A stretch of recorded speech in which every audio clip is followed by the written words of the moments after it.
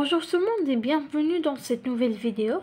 Aujourd'hui, on va faire la deuxième partie du cours, l'ensemble des nombres antinaturels, n, et notions en arithmétique.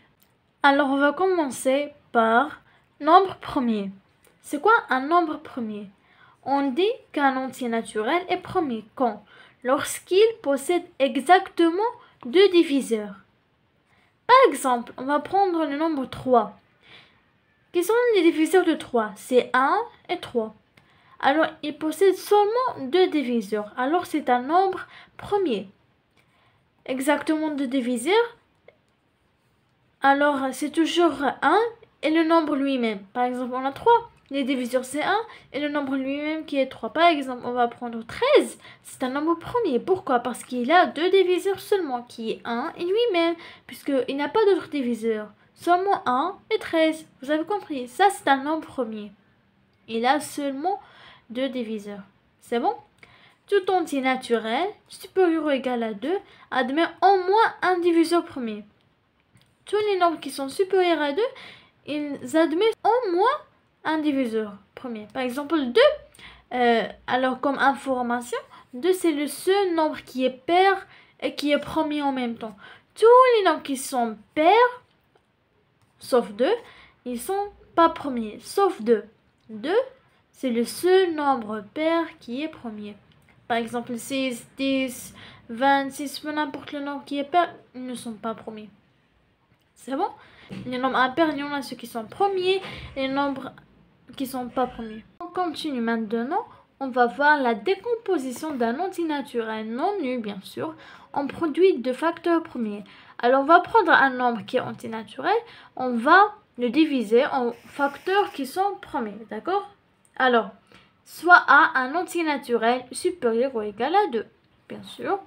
Alors, si A n'est pas premier, c'est-à-dire ce n'est pas un nombre premier, alors, c'est-à-dire qu'il n'a pas de diviseur, alors A admet un diviseur premier P. Vérifions P carré est inférieur ou égal à A. L'entier A s'écrit de manière unique, comme produit de facteurs premiers. On dit qu'on a décomposé le nombre A en produit de facteurs premiers. C'est-à-dire, on va prendre un nombre A, on va faire est égal, on va faire un nombre fois un nombre fois un nombre. Et ces nombres-là, qu'on a multipliés entre eux, ils doivent être premiers. C'est bon? On va savoir ça avec les exercices. C'est bon? Alors, on continue maintenant, on va étudier le PGCD. C'est quoi un PGCD? PGCD, c'est l'abréviation de plus grand commun diviseur, d'accord? Alors, PGCD, on a pris la première lettre de chaque mot. PGCD, vous voyez? Plus grand commun diviseur de deux entiers naturels non nuls. Alors, pour savoir un PGCD, bien sûr, on doit avoir deux entiers naturels qui sont non nuls. Soit A et B, deux entiers naturels non nuls. Le plus grand diviseur commun, c'est-à-dire le PGCD de A. Seulement ici, on a commun diviseur, c'est-à-dire diviseur commun, la même chose. De A et B s'appelle le plus grand commun diviseur. De A et B, on le note PGCD A, B, ou A, vers l'envers et B. Alors ici, il nous dit que le PGCD, c'est le plus grand commun diviseur. Bien sûr, on doit avoir deux nombres qui sont antinaturels et non nuls. Alors, on écrit soit comme ça, PGCD AB est égal, ou bien A, et c'est un V qui est à l'envers, B est égal, on écrit le nombre, qui est le plus grand diviseur commun. Je vais vous montrer deux techniques, comment on va chercher ce PGCD, comment on va avoir ce nombre-là, c'est-à-dire ce plus grand diviseur commun, c'est un nombre bien sûr. Et A et B sont aussi des nombres. Vous allez voir avec moi, avec les exercices. Alors, soit A et B, deux entiers naturels, en moins égaux à 2. Le plus grand commun diviseur, c'est PGCD, vous avez compris, n'est-ce pas? De A et B est le produit des facteurs premiers communs élevé à la plus petite puissance dans la décomposition de A et B. Alors ici, ils ont montré comment on va trouver le PGCD, on va prendre le produit de facteur premier, ce qu'on vient juste de voir ici, produit de facteur premier, vous voyez. Et on va l'utiliser pour avoir le PGCD. Vous avez compris? Alors, si B divise A, alors PGCD AB, vous voyez comment on écrit PGCD, est égal à B, puisque B divise A, alors on va prendre le plus grand comme un diviseur, qui sera B, puisque B divise A. Vous avez compris? Si PGCD AB est égal à 1, on dit que A et B sont premiers entre eux, puisque le seul nombre qui est commun entre eux, c'est 1. Vous avez compris? Alors, A et B sont premiers entre eux. C'est pas A est premier ou bien B est premier ou bien ils sont deux premiers. Ils sont par exemple, peuvent être des nombres qui sont pas premiers et ils ont qu'un seul nombre qui est en commun, un seul diviseur qui est en commun qui est 1. Alors on dit que ces deux nombres-là sont premiers entre eux. C'est bon? Compris?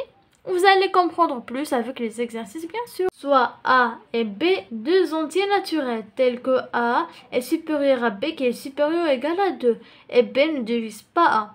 Si R est le reste de la division euclidienne de A par B, alors PGCD AB est égal à PGCD BR. C'est bon? Alors maintenant, on va étudier le plus petit commun multiple, c'est-à-dire le PPCM. Ouais, voilà. Plus petit commun multiple de deux entiers naturels non nuls. Soit A et B, deux entiers naturels non nuls. Le plus petit multiple commun de A et B s'appelle le PPCM, le plus petit commun multiple. C'est bon?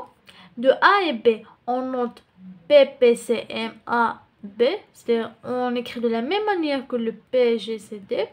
De O A, ici on a un V qui est normal, c'est au contraire de le PGCD, on a ici un V qui est à l'envers. Alors A, V et B, on écrit égal et le nombre qui est le plus petit commun multiple. C'est bon? Soit A et B, deux entiers naturels, en moins égaux à 2. Le plus petit commun multiple de A et B est le produit des facteurs premiers commun et non commun élevé à la plus grande puissance dans la décomposition de A et B.